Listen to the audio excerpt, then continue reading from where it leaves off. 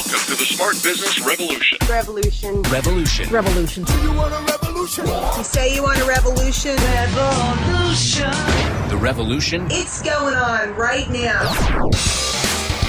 Welcome to The Revolution, the Smart Business Revolution podcast, where we ask today's most successful entrepreneurs to share the tools and strategies they use to build relationships and connections to grow their revenue. Now, your host for The Revolution, John Corcoran.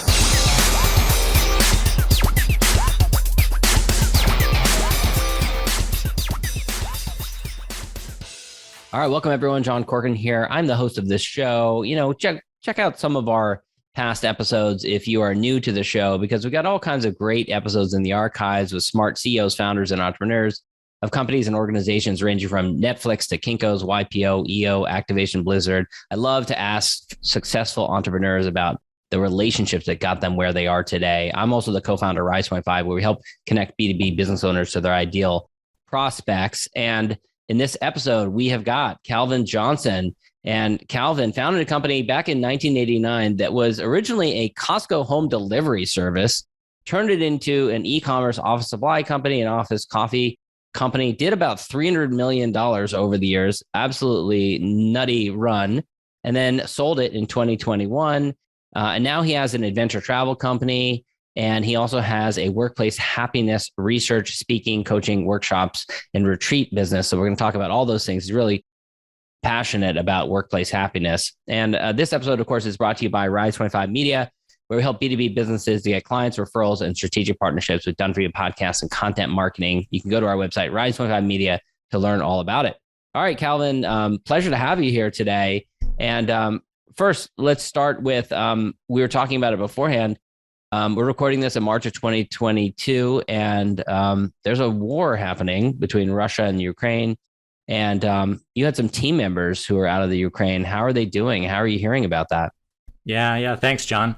They're safe. We still stay in touch with them, even though we've sold. So we had 4 girls over there, and they've all got out, and their families have got out. They did even before the invasion. So thanks for asking. That's great. It's got to be, as your team gets bigger and bigger, our team was touched by a typhoon in the Philippines earlier this year, and a couple of team members, they lost their homes, their family members lost homes, and it's hard because it increases the chances that you're going to know someone who's touched by world events.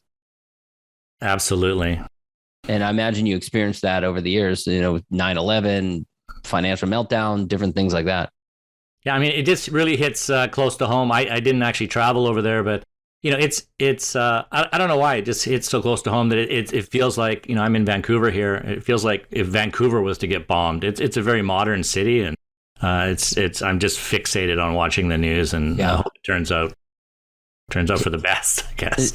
Now, take me back. So you started this business 1989, and you saw an opportunity. You saw a local Costco, and this is an opportunity, by the way, that it kind of exists to today, because I've bought things at Costco that are too large, and I want to get them to my house, and you have to find a way to get it there. So talk a little bit about where the idea came from.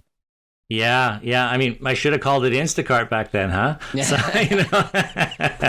but I mean, long story short, I was working, one of my only jobs before I actually founded a company, and I worked for a large exercise company, and luckily I had a great manager. I was 19 at the time, and I got brought into a meeting at Costco, and Costco every year would have, they'd sit down with their vendors, and they'd say, okay, I'll take the rowing machine, I'll take this, and some of the equipment they didn't want anymore because it was too big, and customers weren't buying it.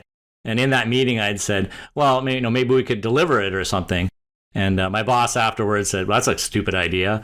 I thought it was a great idea, so I just went back to Costco and said, hey, I'll go buy a truck and start delivering out of that one store. And 19-year-old didn't know what I was doing, and they took me up on it. And over time, we grew that into many of the Costco's as Costco's were coming up, and I started with IKEA, and we really scaled that business up. But in the end, I really hated that business because it was a glorified B2C moving company with 2 or 3 strategic customers. So I wanted to try something else. How big was it when you realized, I hate this, I hate my company? I think we were doing 12, 15 million a year.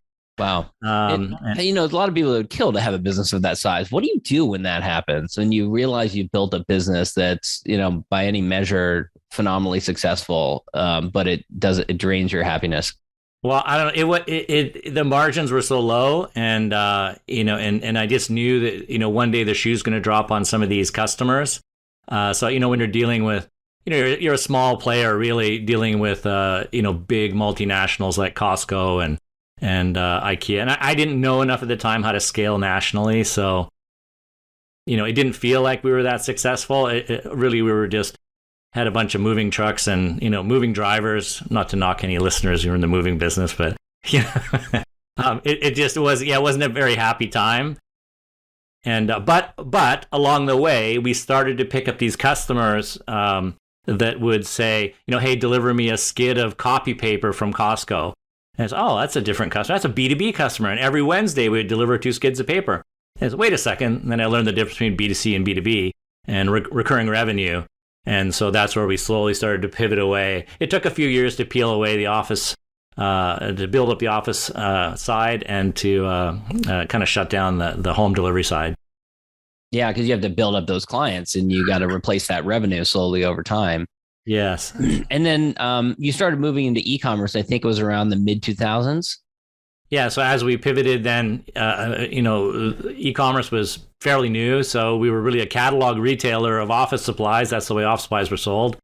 Big wholesalers, and you had these big, thick catalogs. And we did well at that. And as e-commerce started to come, I knew this was going to be something big. So we were a really early adopter into e-commerce. And almost out of the gates, we had about 50% of our sales online, which at that time was, a miracle. Yeah, it's a huge number. Yeah, in the mid 2000s. Yeah, and email marketing. We didn't really do any social media marketing, even as of last year before we sold. That's not really where our clients were. But definitely email marketing was a new adoption for us that was really, really successful, especially with new tools that came out. And then just started to build up the office supply side. Right.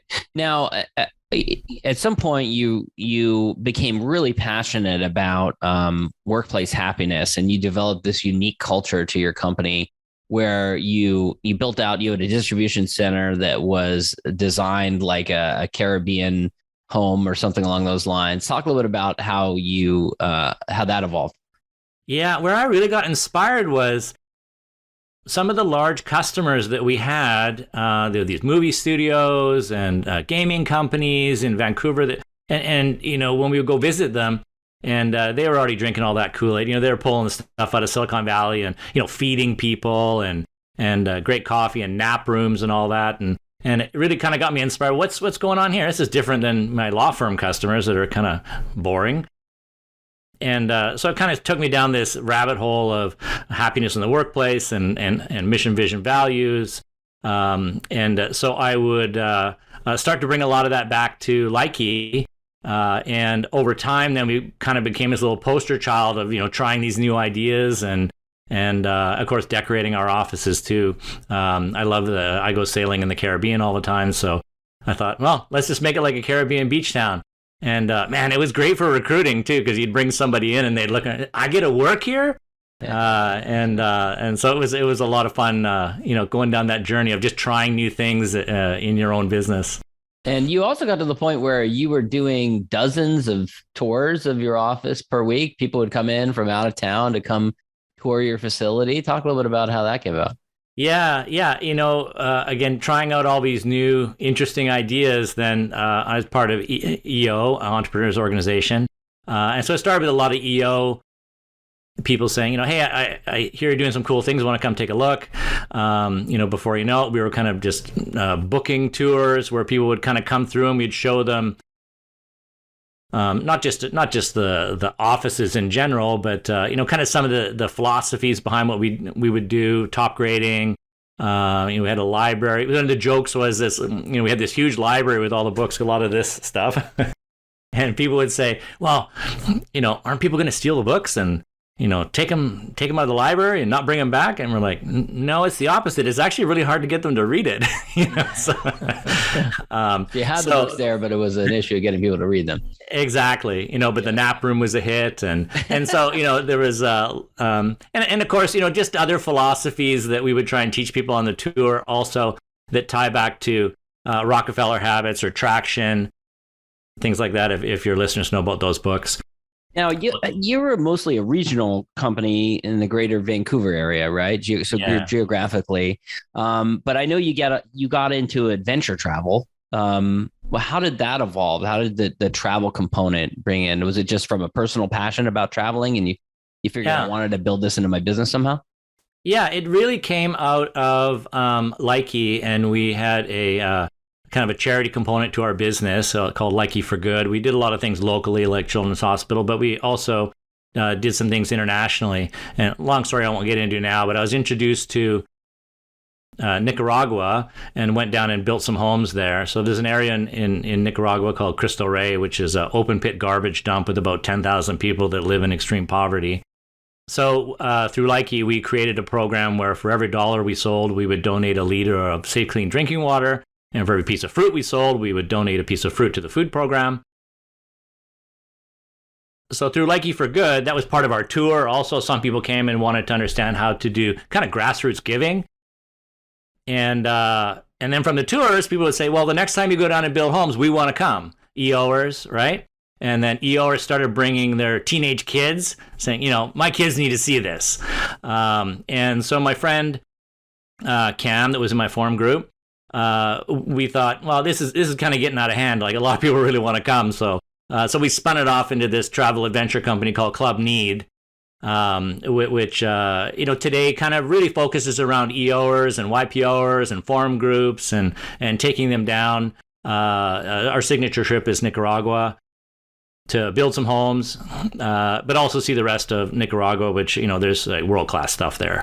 And we've expanded it to other, our adventure tour company now does things for forum groups. Like we run like an amazing race style event in Maui for 4 days. It's like just insanity for these forum groups. So glad you brought it up. I was going to ask you about that. Now, this is basically, they don't know what they're doing. They just arrive in Maui and you own them for 4 days. Talk a little bit about how it works. Exactly. Well, what I have to say is the feeling or the response that we get is like all these EOers, they're all A personalities. They all want to be in control. So it's the most uncomfortable feeling for them, not knowing what they're doing, not knowing where they're going, not knowing what's happening next. So literally, we told them to show up with a backpack and there's, several events that they have to do as a group.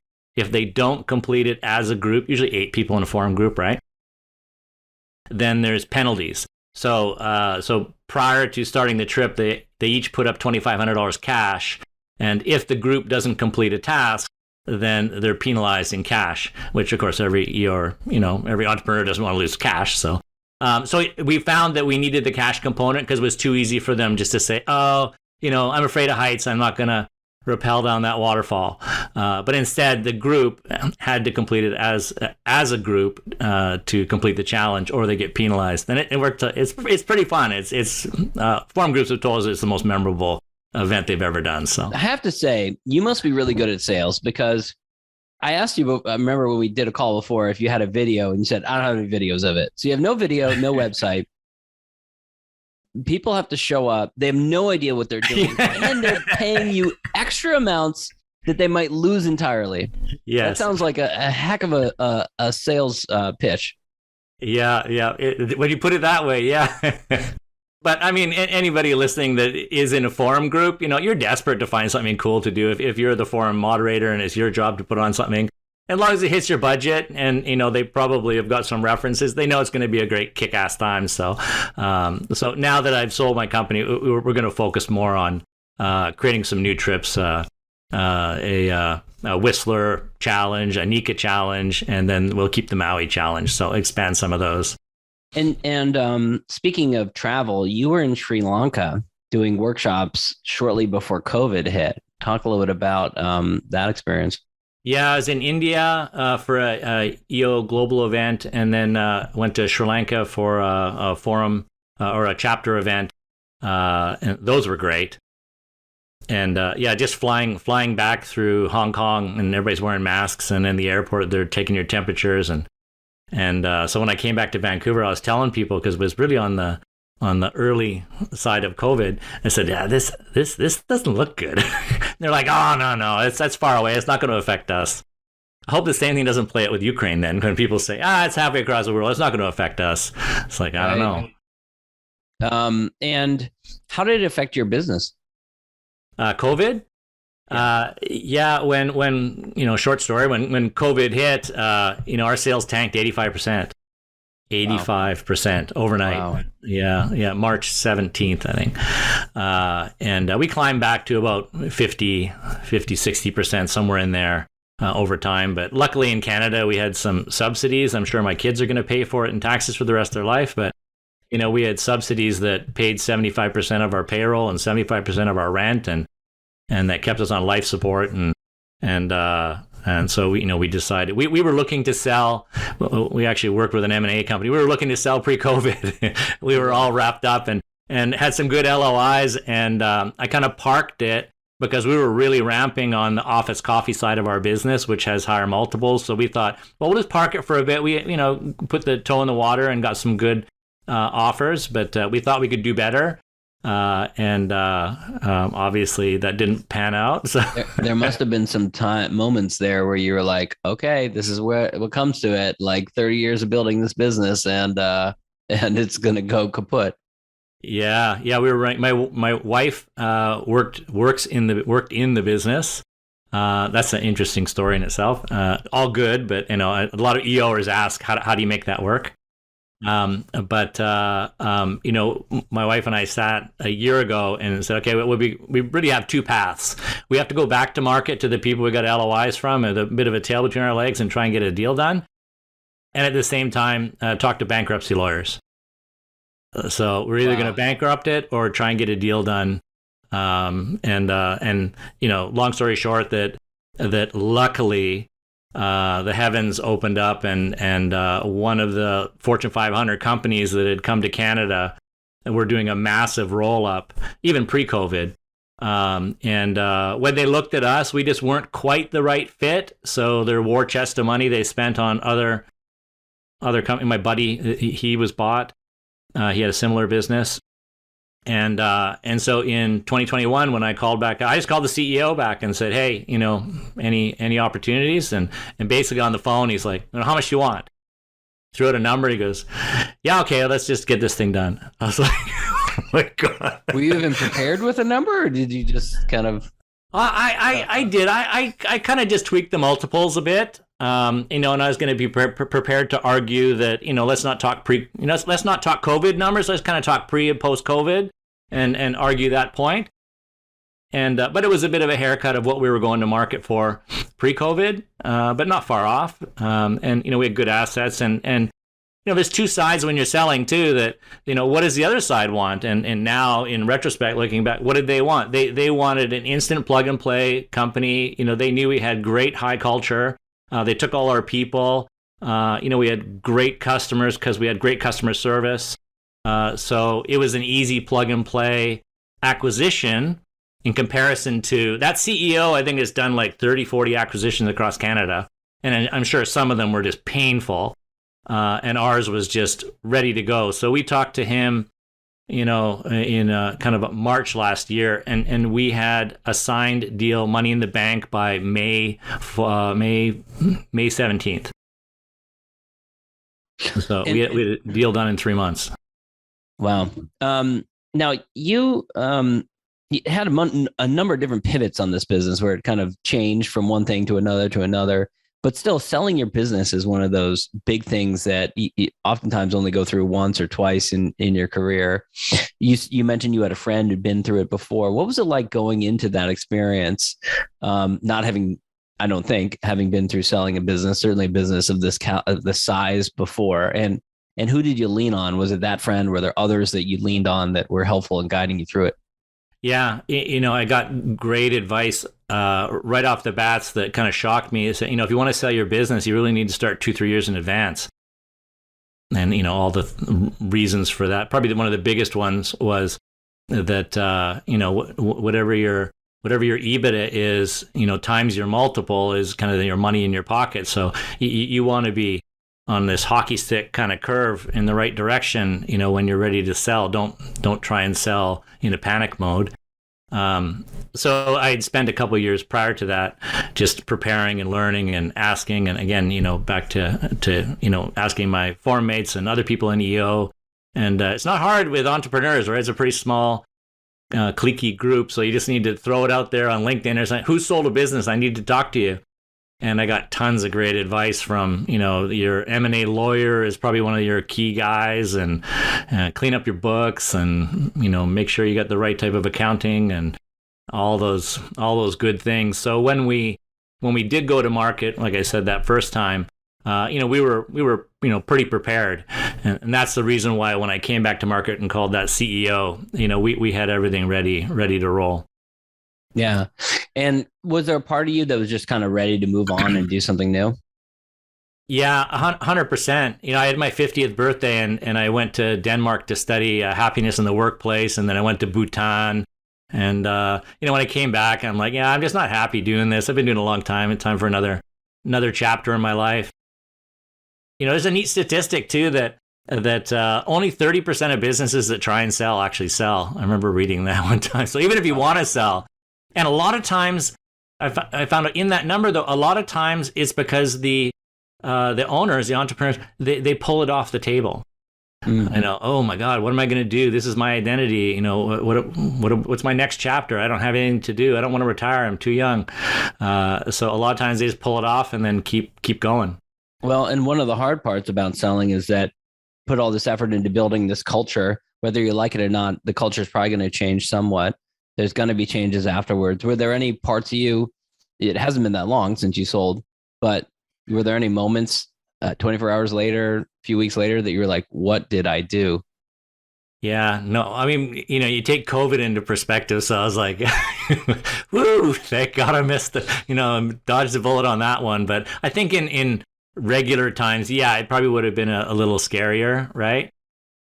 In everything you built and how it's going to get changed out. So, but we were just lucky to get a deal done. So I didn't go there. Right.